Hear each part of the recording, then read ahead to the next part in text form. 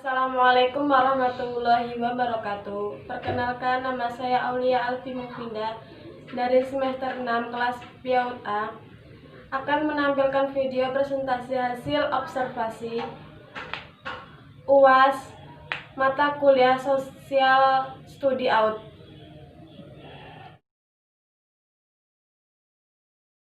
Karena saya sudah mengajar di sana. Dengan itu saya akan lebih mudah mengobservasi anak dengan kegiatan sehari-hari, dan saya akan lebih mudah mengamati anak dalam bermain, dalam belajar, dan dalam kegiatannya. Setelah itu saya akan lebih mudah memberi tugas anak untuk mengetes bahwa anak itu sosial emosionalnya baik atau tidak.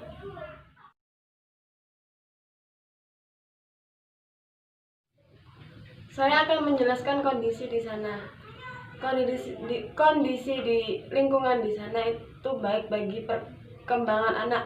Anak dapat mengembangkan sosial emosionalnya dengan baik. Dia dapat bergaul dengan teman-temannya, dan di sana ada sekolah bergabung dengan SD. Jadi anak dapat mengembangkan fisik motoriknya dengan berbagai permainan di sana seperti jungkat-jungkit, permainan lompat kata, permainan lempar bola, dan di sana dapat mengembangkan fisik motorik halus juga. Anak dapat menulis, menggambar sesuai dengan imajinasinya mereka.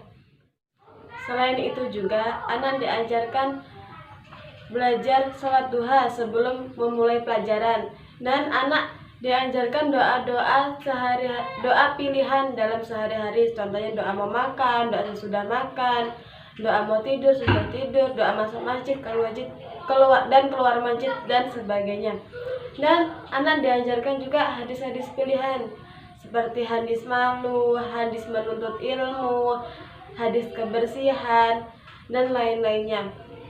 Di situ anak juga disuruh menghafal surah-surah pendek dari surah An-Nas sampai surah Al-Ma'un. Selain itu juga perkembangan bahasa anak di sekolah tersebut akan lebih berkembang karena guru mengajarkan anak untuk bernyanyi, membaca, dan menghitung.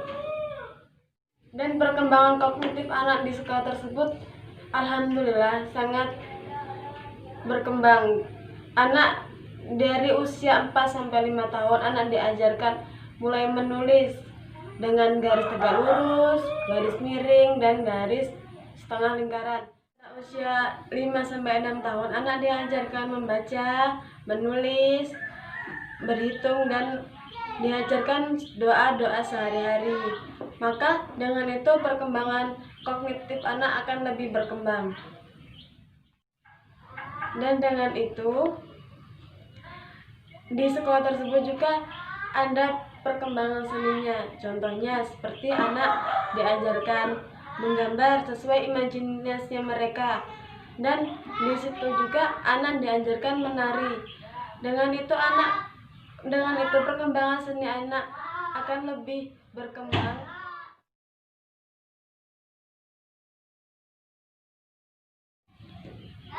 Strategi yang saya gunakan dalam observasi ini adalah saya menggunakan strategi pengamatan. Waktu itu Bapak Niwan MPD memberi waktu 2 minggu untuk melakukan observasi, dan 1 minggu saya gunakan untuk mengamati anak, dan 1 minggunya saya gunakan untuk memberi tugas pada anak. Contohnya saya memberi tugas anak untuk bernyanyi, dan dengan itu saya mengetahui bahwa perkembangan bahasa anak berjalan dengan lancar atau tidak.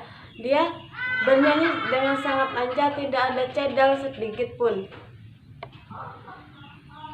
Setelah itu anak saya suruh bergaul dengan teman sebayanya, dan dengan itu anak bergaul dengan teman-temannya, baik laki-laki atau perempuan, baik TK atau TKB.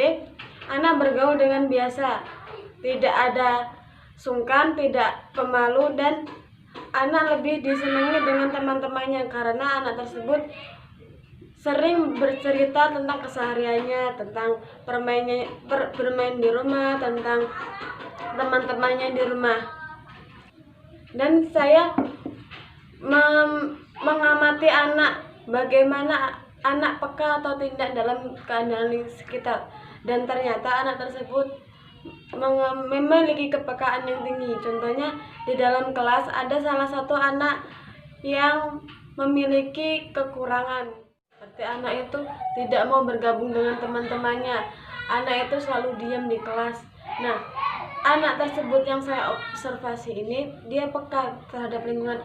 Bun, kenapa ya kok si namanya Rahman itu kok diam aja? Kok kenapa ya dia nggak mau bergabung sama teman-teman yang lain? Kenapa dia mengeluarkan air liur terus? Nah, dia peka terhadap lingkungan. Dengan itu saya menjawab, oh anak ini gini nak, anak ini gini nak. Dan dengan itu di sekolah tersebut juga ada perkembangan seninya. Contohnya seperti anak diajarkan menggambar sesuai imajinasinya mereka. Dan di situ juga anak diajarkan menari. Dengan itu perkembangan seni anak akan lebih berkembang. Strategi yang saya gunakan dalam observasi ini adalah saya menggunakan strategi pengamatan. Waktu itu Bapak Niwan MPD memberi waktu 2 minggu untuk melakukan observasi, dan 1 minggu saya gunakan untuk mengamati anak, dan 1 minggunya saya gunakan untuk memberi tugas kepada anak. Contohnya saya memberi tugas anak untuk bernyanyi. Dengan itu saya mengetahui bahwa perkembangan bahasa anak berjalan dengan lancar atau tidak. Dia bernyanyi dengan sangat lancar, tidak ada cedal sedikit pun. Setelah itu anak saya suruh bergaul dengan teman sebayanya, dan dengan itu anak bergaul dengan teman-temannya, baik laki-laki atau perempuan, baik TK atau TKB. Anak bergaul dengan biasa, tidak ada sungkan, tidak pemalu, dan anak lebih disenangi dengan teman-temannya karena anak tersebut sering bercerita tentang kesehariannya, tentang bermain di rumah, tentang teman-temannya di rumah. Dan saya mengamati anak, bagaimana anak peka atau tidak dalam keadaan di sekitar. Dan ternyata anak tersebut memiliki kepekaan yang tinggi. Contohnya di dalam kelas ada salah satu anak yang memiliki kekurangan, yaitu dengan anak tersebut memiliki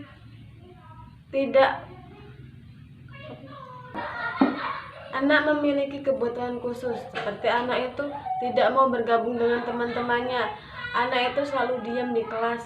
Nah, anak tersebut yang saya observasi ini, dia peka terhadap lingkungan. Bun, kenapa ya kok si namanya Rahman itu kok diam aja? Kok kenapa ya dia nggak mau bergabung sama teman-teman yang lain? Kenapa dia mengeluarkan air liur terus? Nah, dia peka terhadap lingkungan. Dengan itu saya menjawab, oh anak ini gini nak, anak ini gini nak.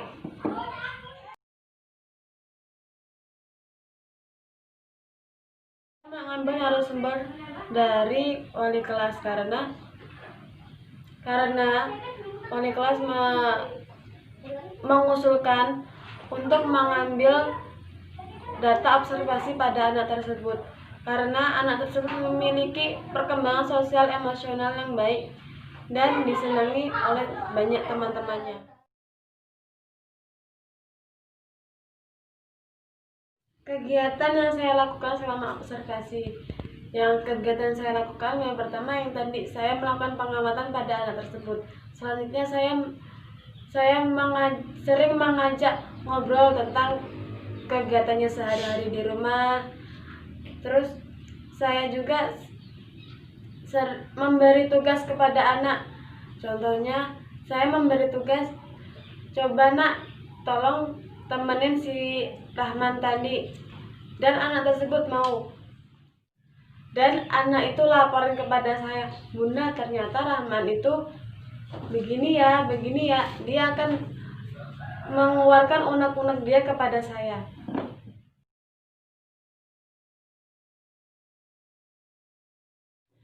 Dengan hasil observasi yang saya lakukan, perkembangan bahasa anak berkembang sangat baik.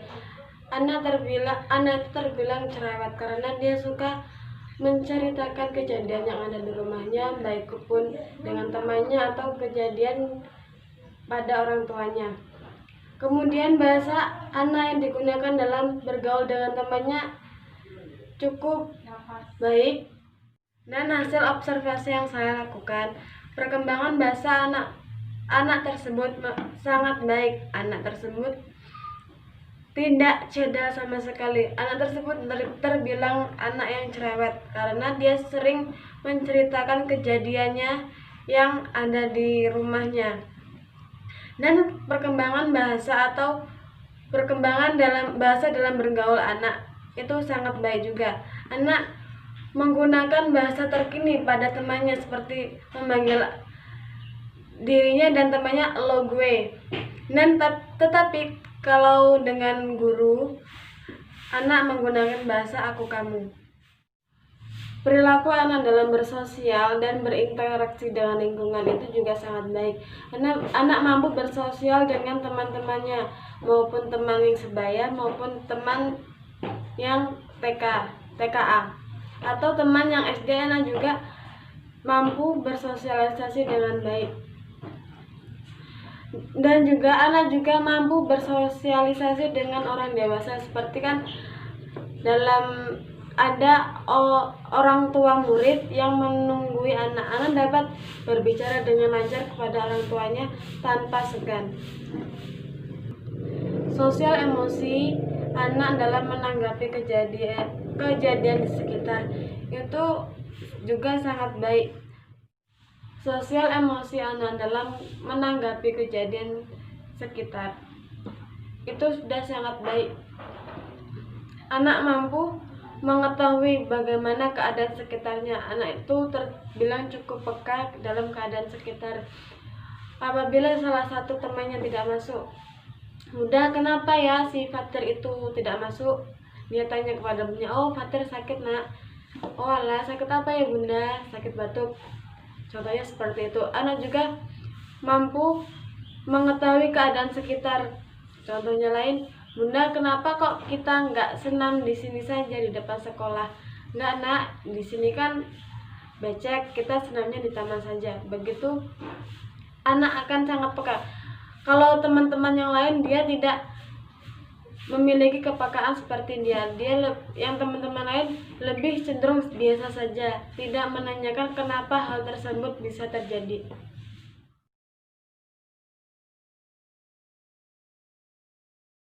Manfaat melakukan observasi untuk pendidikan anak usia dini. Yang pertama, manfaat untuk pendidik dapat mengetahui perkembangan sosial emosional dengan baik. Pendidik jadi bisa mengetahui perkembangan sosial emosional anak itu sampai mana, berkembang atau belum. Yang kedua, lebih dekat dengan anak. Pendidik akan lebih dekat dengan anak apabila melakukan observasi, karena pendidik akan langsung mengamati anak tersebut. Dan selanjutnya, guru lebih dekat dengan anak karena guru secara langsung mengetahui bagaimana perilaku anak, dan guru